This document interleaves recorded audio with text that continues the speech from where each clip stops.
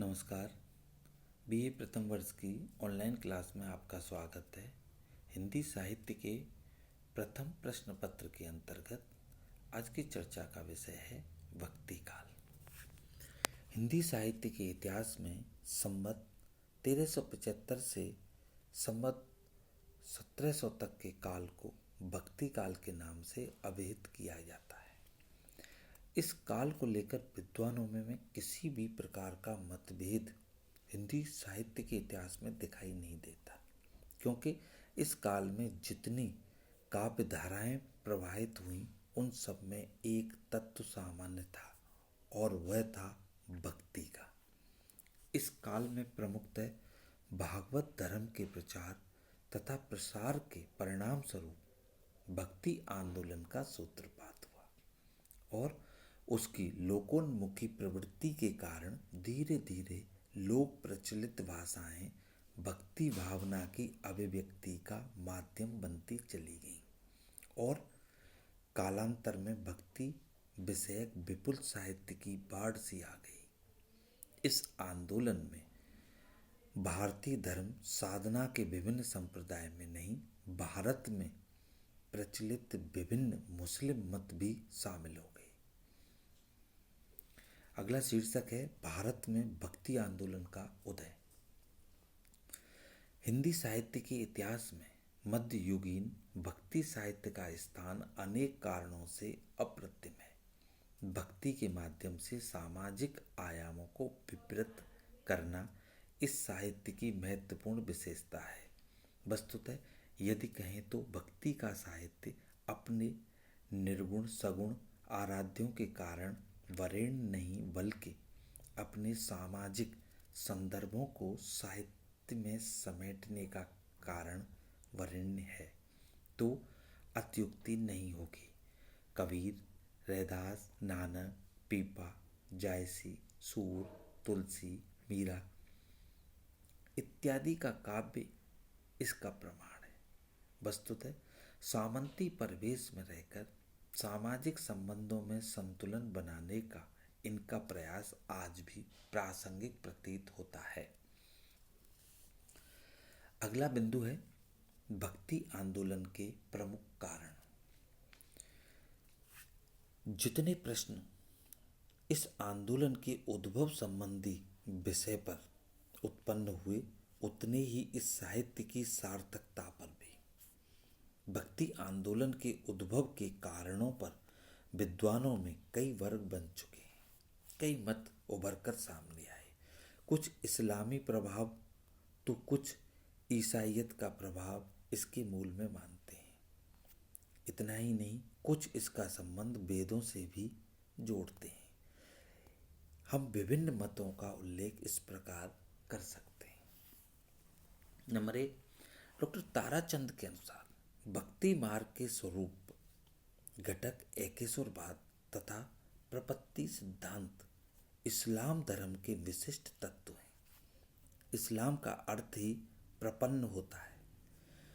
मुसलमानी राज्य की स्थापना से पहले ही मुसलमान फकीरों के माध्यम से इस्लाम का प्रभाव भक्ति आंदोलन के प्रवर्तकों पर दिखाई दे चुका था।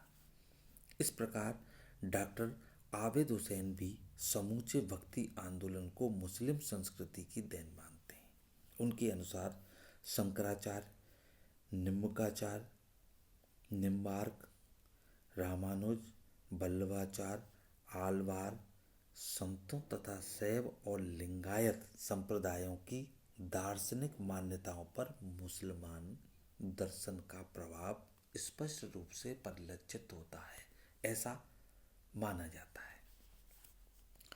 दूसरी धारा पाश्चात्य विचारकों की है, जो भक्ति आंदोलन के मूल में ईसाई धर्म का प्रभाव मानते हैं। ग्रियर्सन के अनुसार ईसा की दूसरी तीसरी शताब्दी में मद्रास प्रांत में नेस्टोरियन चर्च की स्थापना हुई। उन्हीं के प्रभाव से हिंदुओं में भक्ति मार्ग का प्रचलन हुआ। रामानुजाचार्य ने कार्पण्य, प्रपत्ति और ईश्वर संयोग की भावनाओं को इन्हीं ईसाई भक्तों द्वारा मान्य परगेसन इल्यूमिनेशन और यूनियन नामक अवस्थाओं के अनुकरण पर वैष्णव भक्ति में परिवर्तित किया। प्रोफेसर विल्सन ने भक्ति को अर्वाचीन युग की उपज सिद्ध किया है, जिसका प्रचार विभिन्न संप्रदायों के गुरुओं ने अपनी प्रतिष्ठा के लिए किया। आचार्य शुक्ल, बाबू गुलाब राय इत्यादि विद्वानों ने तात्कालिक परिस्थितियों को भक्ति आंदोलन के उद्भव का कारक बताया है। आचार्य शुक्ल के अनुसार भारतीय चेतना राजनीतिक क्षेत्र में मुसलमान शासकों से पददलित होकर अंतर्मुखी हो गई, जिसके फलस्वरूप भारतीयों ने ऐहिक सुखों के स्थान पर आमुष्मिक सुखों की ओर तथा शत्रु संहार के स्थान पर ईश्वराराधना की ओर मन लगाया। अपने पौरुष से हताश जाति के लिए भगवान की शक्ति और करुणा की ओर ध्यान ले गए। इसके अतिरिक्त दूसरा मार्ग उनके पास नहीं था। डॉक्टर सत्येंद्र ने भक्ति का उद्भव द्रविड़ों से माना है, द्रविड़ों के वैष्णव भक्तों से नहीं। उनके अनुसार भक्ति का मूल द्रविड़ों में है और दक्षिण के द्रविड़ों में नहीं। उनके महान पूर्वज मोहनजोदड़ो और हड़प्पा के द्रविड़ों में थे। चौथी धारा उन विद्वानों की है जो भक्ति का संबंध दक्षिण के भक्ति आंदोलन से जोड़ते हैं और साथ ही भक्ति को वेदों से भी जोड़ते हैं।